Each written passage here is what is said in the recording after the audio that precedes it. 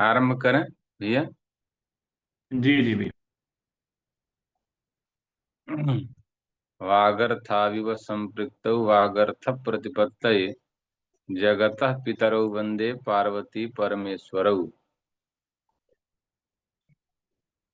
इस लघु सिद्धांत स्वाध्याय श्रृंखला में आप सभी विद्या जिज्ञासुओं का हार्दिक स्वागत है। जैसा कि आप जानते हैं,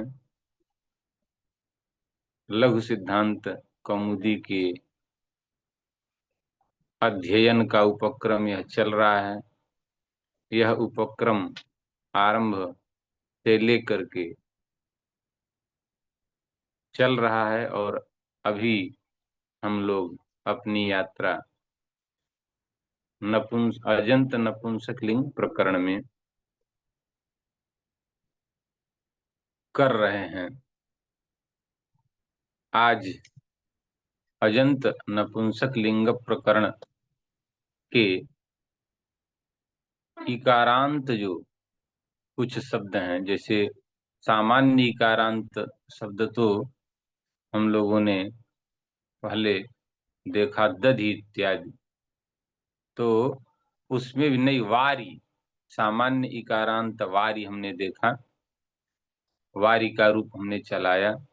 नुम जहाँ प्राप्त था वहां नुम किया गया, और संपूर्ण रूप जो है वारी का इस प्रकार हुआ कि वारी वारिणी वारिणी, वारी वारिणी वारिणी, वारिणा वारिभ्याम वारिभिः, वारिणे वारिभ्याम वारिभ्यः, वारिणः वारिभ्याम वारिभ्यः, वारिणः वारिणोः वारीणाम, वारिणि वारिणोः वारिषु, हे वारे हे वारी हे वारिणी हे वारिणी। ये रूप हम लोगों ने पढ़ा। अब ऐसे ही इकारांत कुछ और भी शब्द हैं, जिन इकारांत शब्दों में कुछ भेद हो जाता है, कुछ आदेश अतिरिक्त आदेश हो जाता है। तो ऐसे शब्द हैं अस्थि, दधि, शक्ति और अक्षि। ये चार शब्द हैं। यहाँ पर अनंग आदेश हो जाता है। सूत्र है अस्थि दधि सत्यक्षणाम अनंगुदात्त। अस्थि दधि सत्यक्षणाम अनंगुदात्त। तो इन चार शब्दों को अनंग हो जाता है और वो उदात्त होता है। अनंग होता है मुख्य रूप से ये जाना जाए।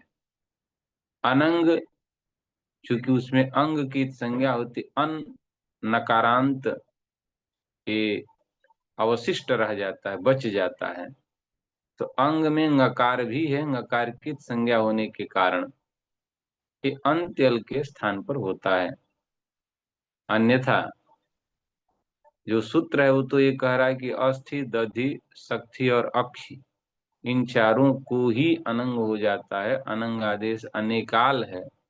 अनेकाल आदेश संपूर्ण स्थानीय के स्थान पर होते हैं, ऐसा हमारा नियम है। परंतु नीच उसका बाधक है। वो सूत्र, वो नीच सूत्र कहता है नहीं, अनेकाल हो तभी यदि अकार की संज्ञा हो गई हो तो अंत्यल को ही होता है। वह कार्य अंत्यल को, वह आदेश अंत्यल को होता है। इसलिए हमें अंत्यल ढूंढना पड़ा।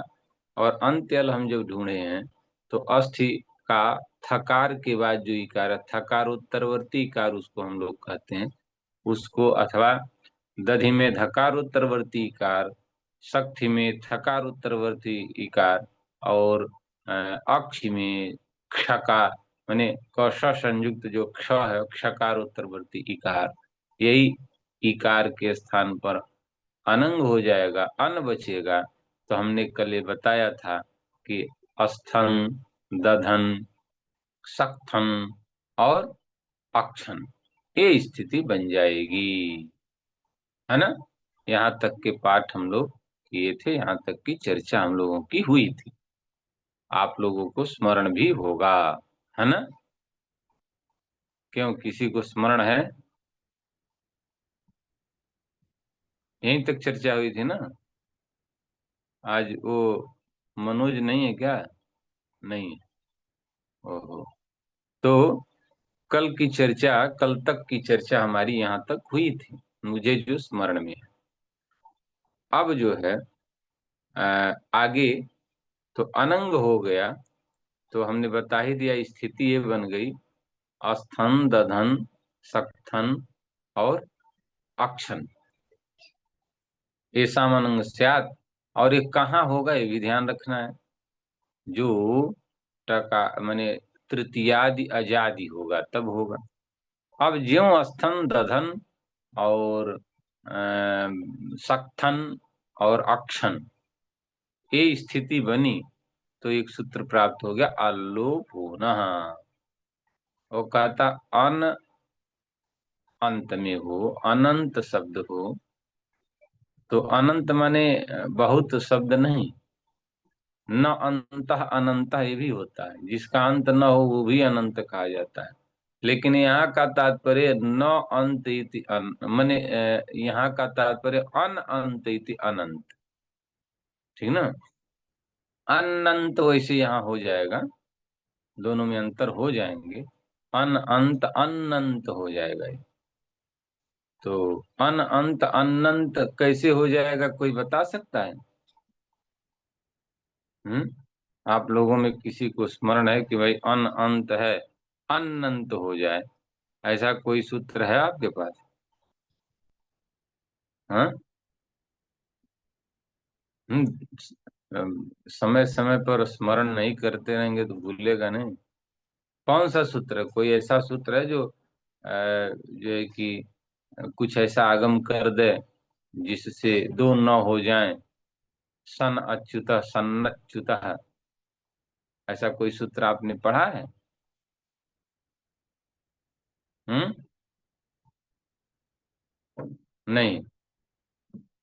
ngamo हरस्वादचि ngमुण नित्यम, हरस्वात् परो योंगम तदंतम यत्पन तस्मात् परस्य अच ngमुडागमस्या। नुट नुट और नुट ये हो जाता है, प्रत्यंगात्मा सन्नच्युत, प्रत्यंगात्मा सुगंडी स सन्नच्युत, ये ये उसके उदाहरण है। चलिए, तो आगे अल्लोपोना सूत्र आ गया। अभी अल्लोपोना सूत्र कहा कि अत का लोप हो जाता है। किसके अत का? अंगावयव, अंग का अवयव, थोड़ा आगे कर दिया जाइए, अंग का अवयव हो, अंगावयव। और फिर अंगावयव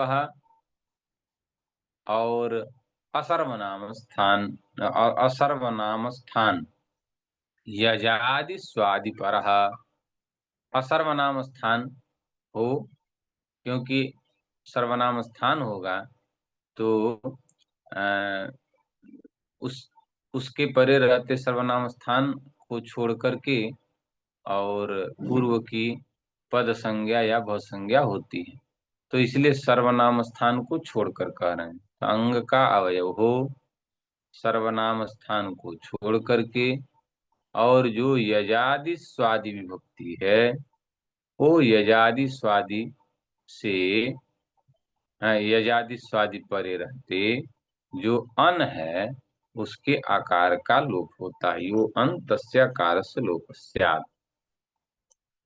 सूत्र देख लीजिए, सूत्र घट रहा है यहाँ, क्योंकि आप जानते हैं कि तृतीया इत्यादि से अजादि विभक्तियों के परे रहते भव संज्ञा हो ही जाएगी ये चिभम से, तो ये चिभम से भव संज्ञा हो जाएगी।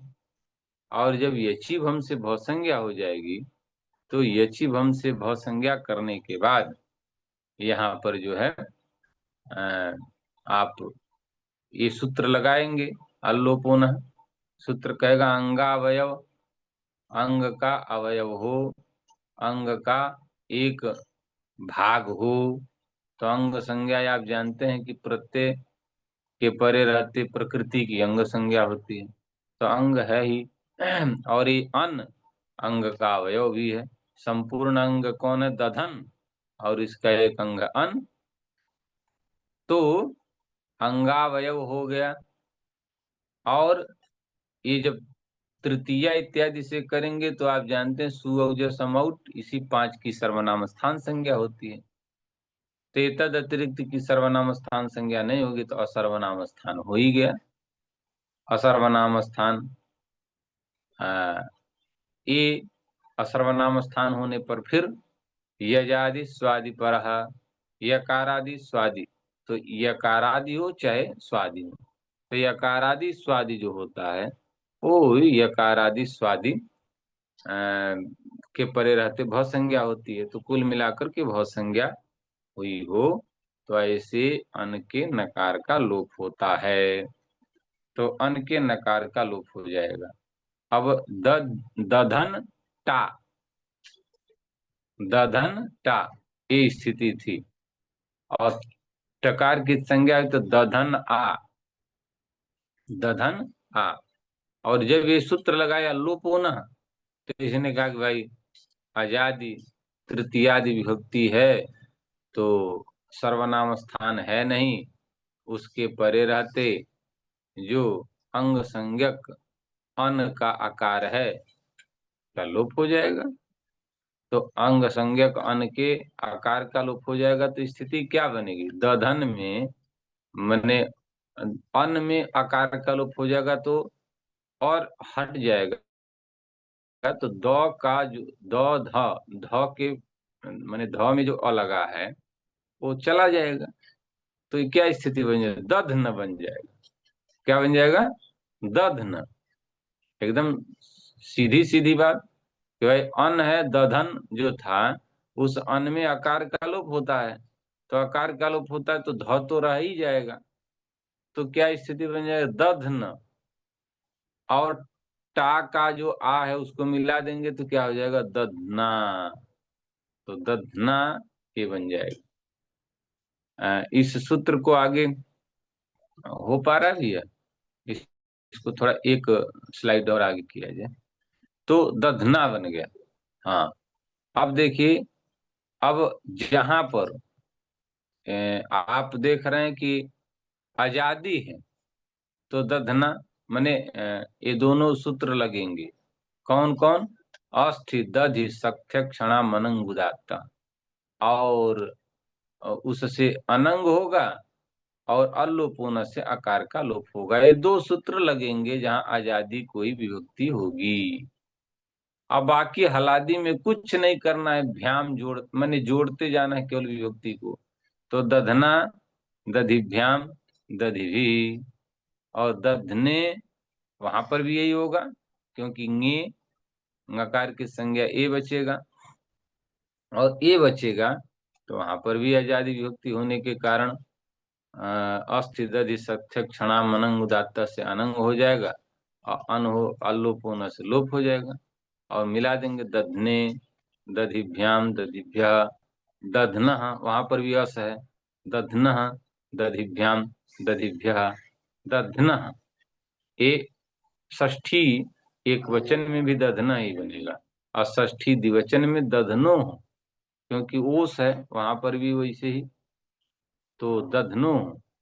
और फिर आगे जो है कि दधनो, दधनो दो जगह बनाए क्योंकि षष्ठी एक द्विवचन में भी ओस आता है और सप्तमी द्विवचन में भी ओस आता है। हाँ, तो इसलिए दोनों इन्होंने बना दिया। तो दधनो दधनो। अब षष्ठी बहुवचन में भी दधनाम बन जाएगा, वहां पर भी जो है कि आएगा ही आम और आजादी विभक्ति है।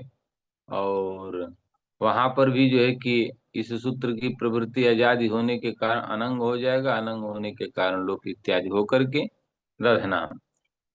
अब सप्तमी एक वचन में एक सूत्र आ रहा जो विकल्प से लोप करेगा, माने अनंग तो नित्य होगा परंतु जो अन के आकार का लोप है वो विकल्प से होगा। इसलिए वो सूत्र आया। तो उस सूत्र को अब देखा जाए। विहासा निश्यो।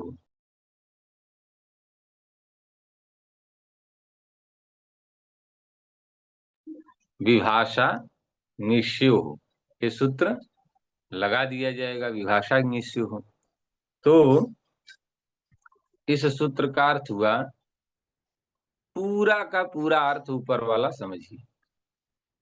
अन अंत में हो ऐसा अंग हो, सर्वनाम स्थान परे न हो, यकारादि अजादि विभक्ति परे हो, तो उसके अन के आकार का लोप विकल्प से होता है। बस नी और सी, तो नी और शी का तात्पर्य है कि जहां जो है कि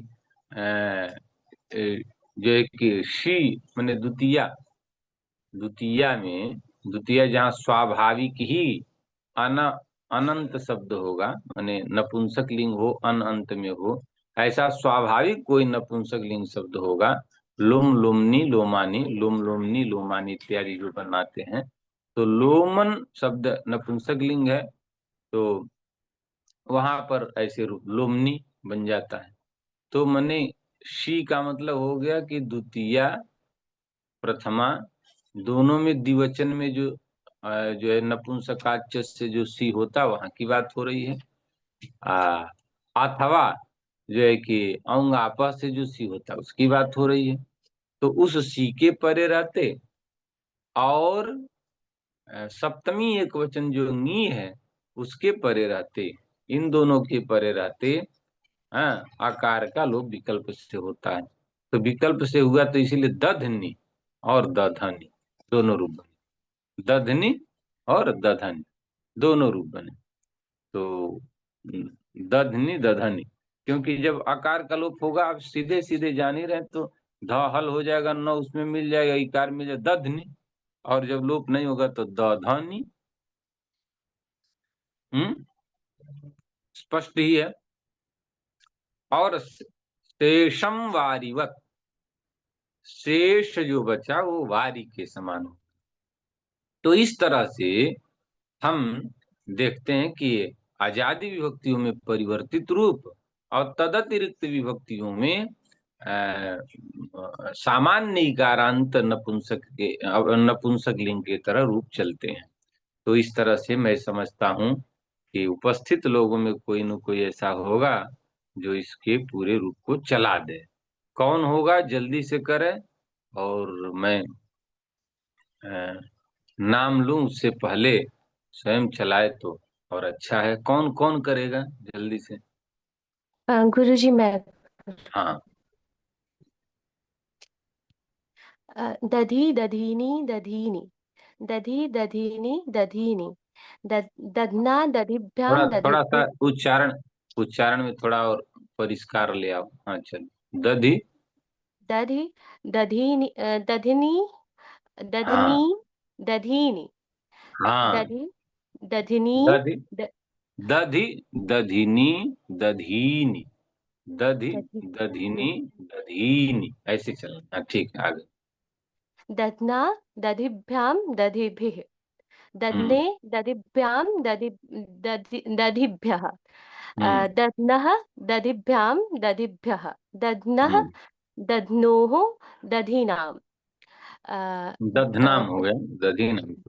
दधनाम। और हम्म सप्तमी में दो रूप बनेंगे, दधनी दधनी, हम्म दधनोः अ, दधीषु, हम्म, अ, हाँ, हे,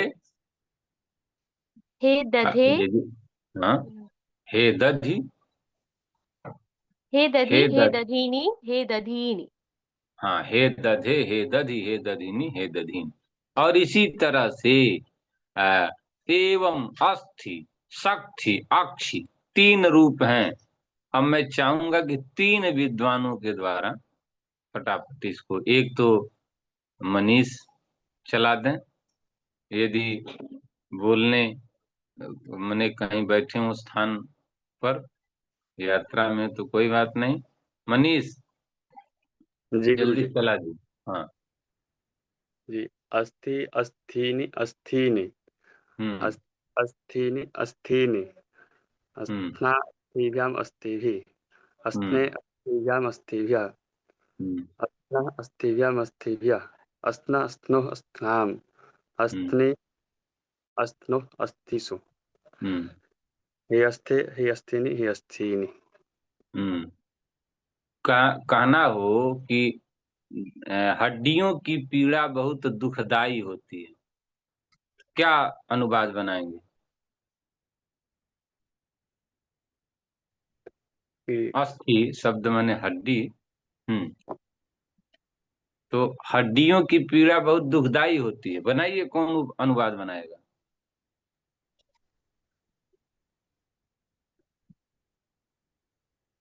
हम्म कोई नहीं। अस्थनाम अस्थनाम अस्थनाम पीड़ा का गुरुजी, पीड़ा बोले ना, आप कष्ट पीड़ा बोले। पीड़ा पीड़ा है, ठीक है। पीड़ा हम्म, दुखदायिनी भवति। हाँ, दुखदायिनी अथवा दुख करी भवती। ठीक, बहुत सुंदर।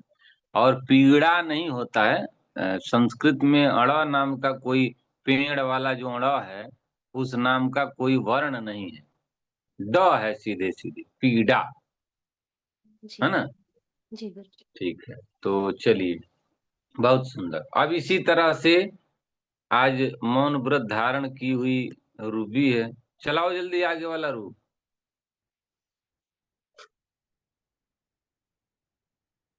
हम्म शक्ति का रूप चलाओ, शक्ति का हो गया ना, नहीं, शक्ति का चलाना है, या अक्षी का चलाओ अंतिम। हमारी आवाज सुन रही हो रूबी? नहीं है?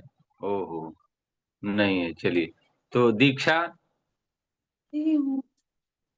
हाँ, अच्छा, रूबी बोल रही है, हाँ, चलो बोलो बोलो, उसके बाद दीक्षा सुनाएंगे कोई भी। अक्षिनी अक्षिणी अक्षि हाँ। अक्षिणी अक्षिणी अक्षना अक्षिणी अक्षिभ्याम अक्षिभिः हम्म, अक्षिणे अक्षिभ्याम अक्षिभिः हाँ, अक्षनः अक्षिभ्याम क्यों चतुर्थी बहुवचन में तुम कुछ और माने अक्षिणे अक्षणे, अक्षिणे अक्षणे, अक्षिभ्याम, अक्षिभ्य, हाँ। अक्षिभ्याम। हाँ, हाँ। अक्षनः अक्षिभ्याम अक्षिभ्यः और अक्षणः अक्षणोः और अक्षनाम हम्म अक्षनाम और यहाँ पे अक्षनी और अक्षनी अक्षनी और हम्म अक्षनो हो अक्षिषु। हे अक्षे सब, या फिर हे अक्षी, हे अक्षिणी, हे अक्षिणी और हे अक्षिणी। हाँ, तो सप्तमी में दो रूप बन जाएंगे, अक्षनी, हाँ और एक अक्षणी, हाँ ठीक ना? तो ठीक है, एक बार बचा हुआ है, शक्ति का रूप चलाना है, अस्थि दधि शक्ति। तो शक्ति का रूप दीक्षा चलाएंगे, दीक्षा बोलिए।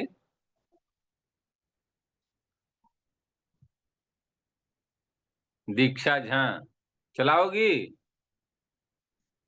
हाँ नहीं बोलो,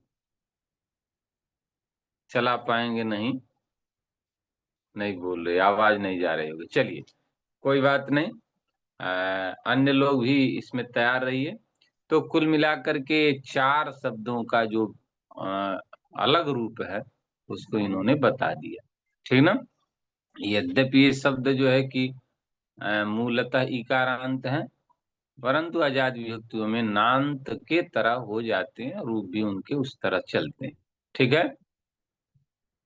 तो आगे सुधि शब्द है। आप जानते ही हैं कि सुधि दीर्घ इकारांत है, परंतु यहाँ दीर्घ इकारांत दीर्घ उकारांत कोई दीर्घ रह ही नहीं जाता नपुंसकलिंग में। क्यों? क्यों, इसका कारण जानते हैं क्या है? हम्म नपुंसक लिंग में दीर्घांत शब्द नहीं रहते हैं, क्यों? इस सूत्र से ह्रस्व हो जाता है। हाँ, ह्रस्व नपुंसक के प्रातिपदिक से ह्रस्व हो जाए, ठीक। तो सुधी शब्द था, परंतु ह्रस्व हो गया, तो ह्रस्व होने के बाद सुधी सुधीनी, सुधीनी, सुधी सुधीनी, सुधीनी, और आगे कह दिया कि भाई वैसे ही चलेगा, सुधिना सुधिभ्याम सुधिभी, सुधिने सुधिभ्याम सुधिभ्य, सुधिना सुधिभ्याम सुधिभ्य, सुधिना सुधिना, सुधिना सुधिनो सुधिनाम, और सुधीनी सुधिनो हूँ, सुधीषु, हे सुधे, हे सुधी, हे सुधिनी, हे सुधी, ठीक है ना। यहाँ कोई वो नहीं था। अब आया एक सूत्र महत्वपूर्ण, तृतीयादिषु भाषित पुंसकम पुंबद गालवस्य। तृतीयादिषु भाषित पुंसकम पुंबद गालवस्य। एक तृतीयादिषु, तृतीया इत्यादि में, तात्पर्य समझ गए कि तृतीया से लेकर आगे चलना है। और फिर दूसरा शब्द आया भाषित पुंस्कम। भाषित पुंस्क शब्द जो है, इसका तात्पर्य है कि जो पुल्लिंग को भी कहता है ना। तो जैसे किसी को कह दिया जाए ये चावल भी खाता है, तो उससे क्या तात्पर्य आएगा? चावल भी खाता है, उसके अतिरिक्त भी कुछ खाता है, ये तात्पर्य आएगा कि केवल चावल खाता है, ये तात्पर्य आएगा? क्या आएगा? भी कुछ खाता है और साथ में चावल भी। हाँ, कुछ और भी खाता है, तो ये बात आती है। तो उसी तरह से यहाँ जब ये कहते हैं कि भाषितः पुमान इन, पुल्लिंग को भी जिसने कहा, तो इसका मतलब कुछ और भी कहता है ना। तो इसलिए भाषित पुंस्क का अर्थ हो जाता है कि जो प्रायः दो लिंगों में हो, जिसको हम तात्पर्यार्थ निकालें तो प्रायः दो लिंगों में हो, कि वो पुल्लिंग और स्त्रीलिंग में हो, पुल्लिंग नपुंसक लिंग में हो, अथवा तीनों लिंगों में, पुल्लिंग स्त्रीलिंग नपुंसक लिंग तीनों में हो। तो पुल्लिंग हो, पुल्लिंग के साथ साथ और किसी लिंग में हो, तो ऐसे को भाषित पुंस्क कहा जाएगा। अच्छा, एक और इसमें अर्थ दिए, प्रवृत्ति निमित्तैके, जो वृत्ति में लिखे। अच्छा, पहले हम सूत्र की ही चर्चा कर लूं तो तृतीयादिषु का आप समझ ही लिए कि तृतीयादि विभक्तियों के परे रहते। भाषित पुंस्क हो अर्थात पुल्लिंग जिसके द्वारा कहा जाता हो, और पुंबद, पुंबद भाव तब हो जाता है। पुंबद माने पुल्लिंग के तरफ रूप चलेगा, अर्थात जो नुम इत्यादि होते हैं नपुंसक लिंग में, यही ना अंतर होता है, नुम होने लगता है। अब जैसे सुधी शब्द का जब हम लोगों ने चलाया, तो नपुंसक लिंग में जाएंगे तो सुधीने, अने सुधिये, सुधिभ्याम सुधिभ्याम, तो ये अंतर पड़ता है। तो ये कह रहे हैं कि ऐसा शब्द हो जो शब्द नपुंसक लिंग में हो और पुल्लिंग में भी हो, तो वो पुल्लिंग के तरह हो जाता है तृतीया से आगे, प्रथमा द्वितीया में नहीं, तृतीया से आगे। और विकल्प से होता है, क्योंकि गालव ऋषि का मत है, इसमें पाणिनि जी का बहुत जो है कि न विरोध है और न समर्थन है। समर्थन का तात्पर्य है कि यही होता है ऐसा कहते, तो यही होता है समर्थन भी नहीं है, ये नहीं होता है ऐसा विरोध भी नहीं है। इसलिए हम लोगों के लिए वो विकल्प हो जाता है। तो गालव ऋषि के मत में पुंबद भाव होता है। तो आप समझ लिए, बहुत साधारण सूत्र का अर्थ है, बहुत ही साधारण अर्थ है। जो शब्द नपुंसक लिंग और पुल्लिंग दोनों में हो, उनका तृतीया इत्यादि में दोनों रूप बनाइए, ठीक है, पुल्लिंग और नपुंसक लिंग के तरह से। अब उसके वृत्ति में एक शब्द आया प्रवृत्ति निमित्तैके, प्रवृत्ति निमित्त एक हो, ऐक्य। तो प्रवृत्ति निमित्त एक हो का तात्पर्य ये होता है कि प्रवृत्ति निमित्त जाति को प्रायः कह सकते हैं। जैसे एक उसका अर्थ हो गया जो प्रवृत्ति में निमित्त हो, तो ऐसा माना जाता है कि जाति के कारण ही व्यक्ति में प्रवृत्ति होती है। व्यक्ति में प्रवृत्ति जो होती है वो जाति के कारण होती है। पट में प्रवृत्ति क्यों है? क्योंकि पटत्व जाति है। घट में प्रवृत्ति क्यों है? क्योंकि घटत्व जाति। मनुष्य में प्रवृत्ति क्यों है? क्योंकि मनुष्यत्व जाति। ठीक है ना? जाति का तात्पर्य उसके धर्म से भी ले लीजिए। यदि जाति धर्म माने जाति पारिभाषिक शब्द हो गया, धर्म से भी ले लीजिए। यदि मनुष्यत्व नहीं है तो मनुष्य नहीं है। जो गुण मनुष्य में रहना चाहिए वो समाप्त हो जाए तो मनुष्य नहीं है। लोग कहते हैं कि पशु है। तो ये बात है। तो प्रवृत्ति निमित्त एक हो का तात्पर्य है कि जो नपुंसक लिंग शब्द है, जो पुल्लिंग को भी कहा है, तो पुल्लिंग को भी कहा है, नपुंसक लिंग में इस समय वो व्यवहार के व्यवहार में है। ऐसे नपुंसक लिंग में व्यवहार में रहने वाला जो शब्द जो पुल्लिंग में भी व्यवहार में आता है, उसका प्रवृत्ति निमित्त एक हो, तो ऐसे प्रवृत्ति निमित्त एक वाला शब्द जो है वो पुंबद भाव को प्राप्त कर लेता है विकल्प से। तो प्रवृत्ति निमित्त की बात दो जगह आएगी, आगे भी एक जगह प्रवृत्ति निमित्त की बात आएगी। जब स्त्रियाः भाषित पुंस्कादनु समानाधिकरणे स्त्रियाम पूर्णी प्रियादिषु इत्यादि सूत्र पढ़ेंगे तो वहां पर भी भाषित पुंस की बात आएगी। और यहाँ पर भी भाषित पुंस्क में कुछ इन्होंने लिखा है। तो भाषित पुंस्क में 3 पर इन्होंने लिखा है। सुधि शब्द से प्रवृत्ति निमित्तम शोभन अध्ययन शोभन, हाँ, शोभन ध्यान कर्तृत्वम तच्च स्त्री, हाँ, तच्च पुंस्त्री क्लीवेषु समानम तस्मिन् सति भाषित पुंस्कम सुधि शब्द से उक्त स्थले वा पुंबत। मने शोभन ध्यान कर्तृत्व ये हुआ प्रवृत्ति निमित्त। किसका? सुधि का। सुधि का अर्थ क्या है? शोभन ध्यान कर्तृत्व, जो ठीक से ध्यान कर लेता हो, ठीक से धारणा कर लेता हो, शब्दों को सुने और यथावत उसका अपने बुद्धि में अवस्थान कर ले, यथावत अपनी बुद्धि में रख ले, ऐसे को सुधि कहते हैं। तो शोभन ध्यान कर्तृत्व इसका प्रवृत्ति निमित्त है। वो तीनों में चाहे स्त्री हो तब भी उसमें शोभन ध्यान कर्तृत्व हो सकता है, पुल्लिंग हो तब भी शोभन ध्यान कर्तृत्व हो सकता है, ठीक ना? और नपुंसक लिंग हो तब भी शोभन ध्यान कर्तृत्व हो सकता है। तो इसलिए इसके प्रवृत्ति निमित्त एक है।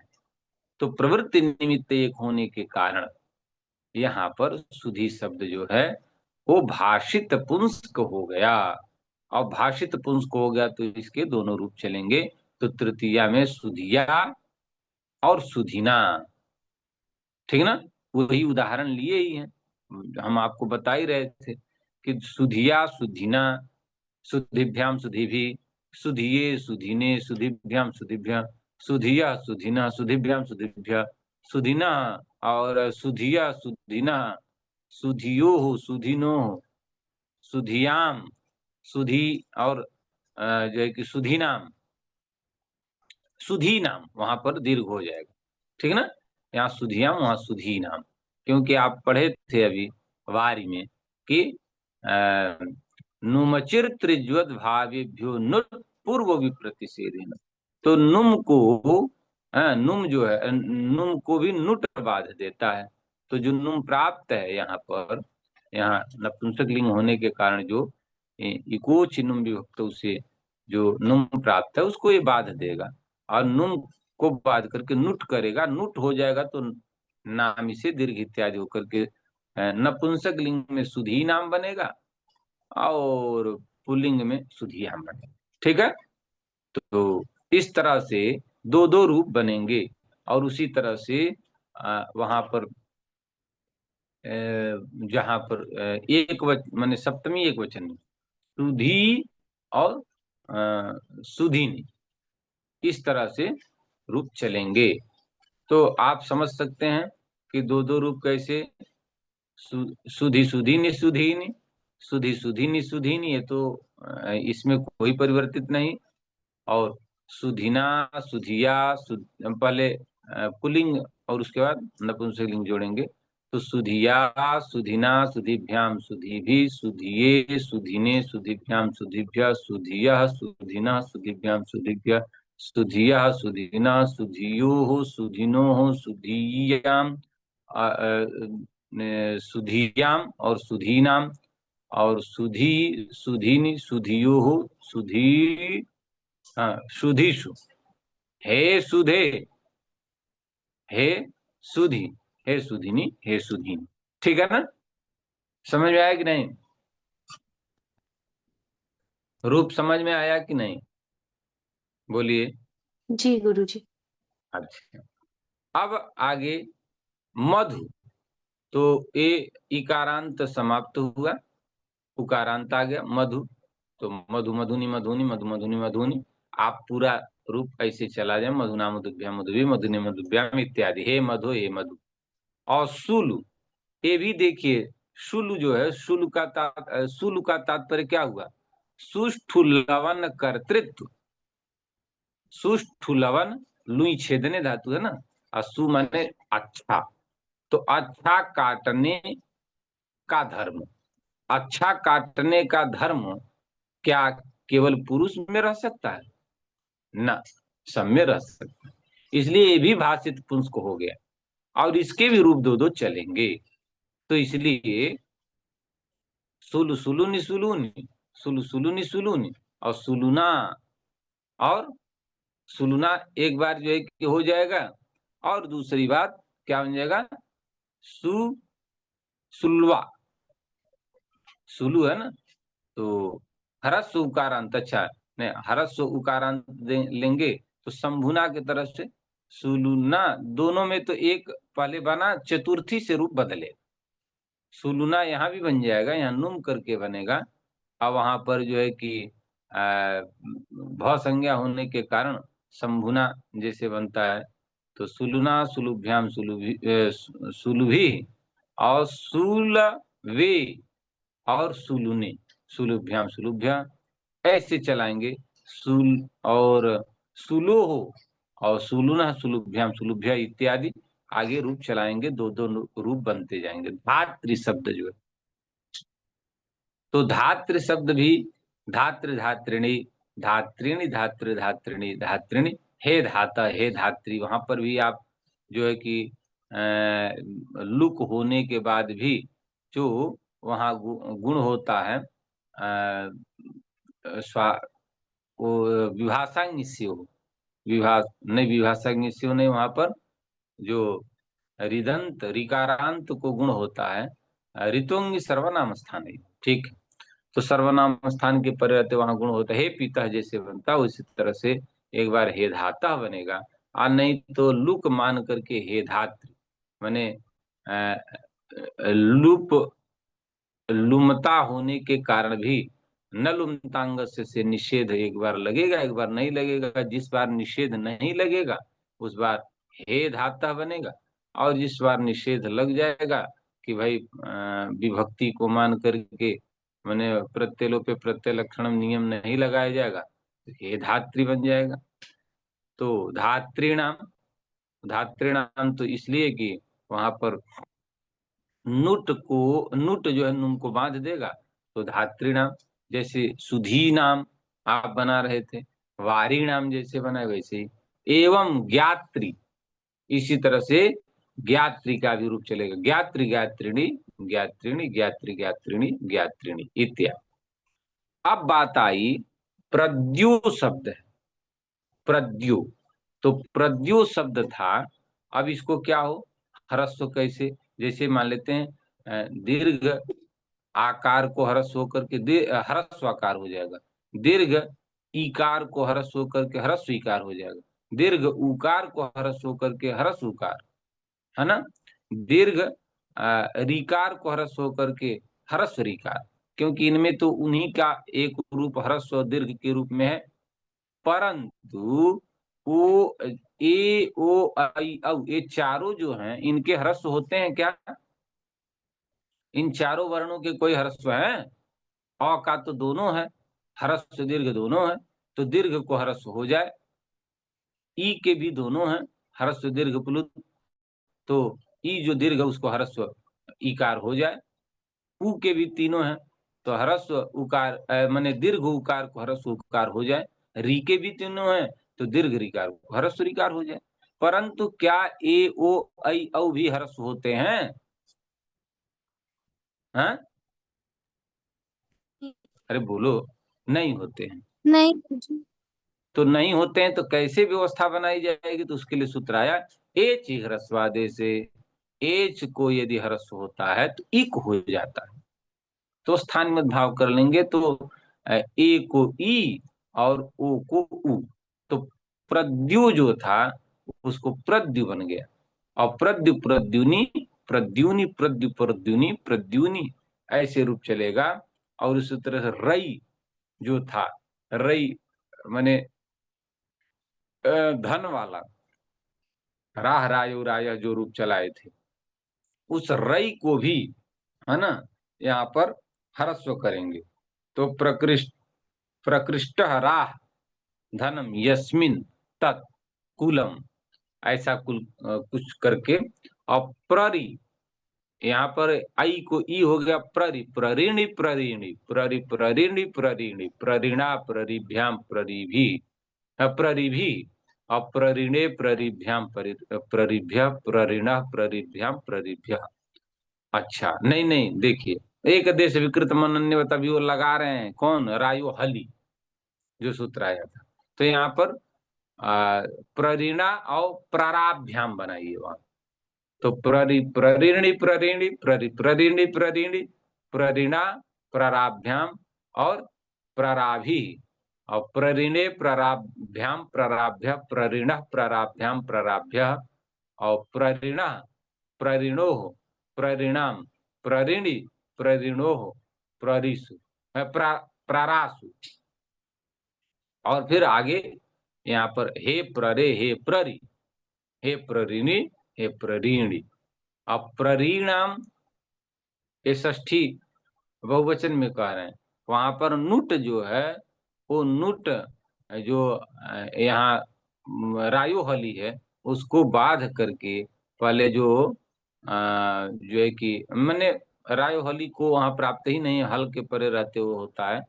तात्पर्य समझाना चाहते हैं कि नुम को बाध करके नुट होगा, और नुट होने पर दीर्घ इत्यादि होकर के परिणाम ये बनेगा।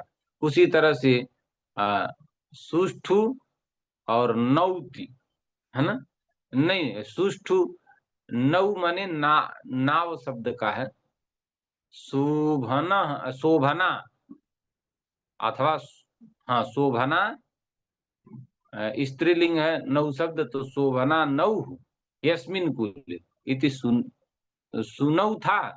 और यहाँ पर भी एच ह्रस्वादेश से ह्रस्व करेंगे तो औ को ह्रस्व उ हो जाएगा, माने ओ और औ इन दोनों को ह्रस्व उ होता है, और ए आई इन दोनों को ह्रस्व ई हो जाता है। तो यहाँ पर नौ शब्द था नौकावाची, और वो सुंदर नौका है जिस कुल में, उस कुल को कहेंगे सुनु। मैंने यहाँ बहुब्रीहि समास करके सुनु शब्द मैंने कुलवाची ले आएंगे, कुलवाची नपुंसक लिंग हुआ, इसलिए सुनु सुनुन सुनु सुनुन सुनून सुनु सुनुन सुनून, है ना। और सुनु सुनुनी सुनूनी सुनु सुनुनी सुनूनी, ऐसा रूप चलाएंगे। और सुनुना सुनुभ्याम सुनुभि सुनुने सुनुभ्याम सुनुभ्य सुनुना सुनुभ्याम सुनुभ्य सुनुना सुनुनो सुनुनाम सुनुनी सुनो, और जो है कि सुनिसु, हे सुन, हे सुनो, हे सुन, हे सुनुनी, हे सुनूनी, ऐसे रूप चलेगा। इस तरह से नपुंसक लिंग अजंत नपुंसक लिंग की पूर्णता होती है। किसी की कोई जिज्ञासा हो तो आप बताएं। हाँ, किसी की कोई जिज्ञासा हो तो आप बताइए। जिज्ञासा को करने के बाद फिर हम लोग यहीं विराम लेंगे। कोई जिज्ञासा किसी की?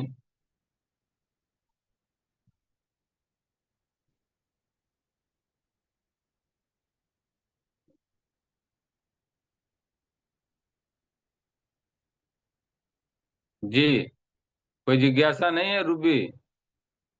क्यों अनुषा, कुछ गुरुजी पूछना एक नहीं बार है? सिद्ध करेंगे फिर चलेगी। हाँ, एक बार इसको आप लोग जो है कि वो करके स्वाध्याय करके और देखिएगा, जहाँ होगी जिज्ञासा फिर वो किया जाएगा, ठीक ना? तो आज यहीं विराम लिया जाए। भैया जुड़े हैं, कम से कम दर्शन तो हो जी जाते। भैया। हाँ भैया के दर्शन तो हो जाते। चलिए, जुड़े हैं कि अभी नहीं है? जुड़े हैं, दर्शन अच्छा, दे रहे हैं। हाँ, हो सकता है कार्यांतर में होगी। नहीं, कैमरा तो में खोल लिया भैया ने। हाँ, कहाँ हमको हमको दर्शन नहीं हो रहा है। अच्छा, प्रणाम भैया। अच्छा, इधर मैं केवल उधर देख रहा था। चलिए, आ, ऐसा हो जाता है, क्या कहा जाए जो आपने कल। चलिए, तो आज विद्यालय कैसे? परीक्षा तो आज ही आज थी, कल थी? अवकाश है। आजा आजा, अवकाश है। चलिए, तब ये आज ही संयोग बन अवकाश गया। है और उत्तर प्रदेश में संयोग भी।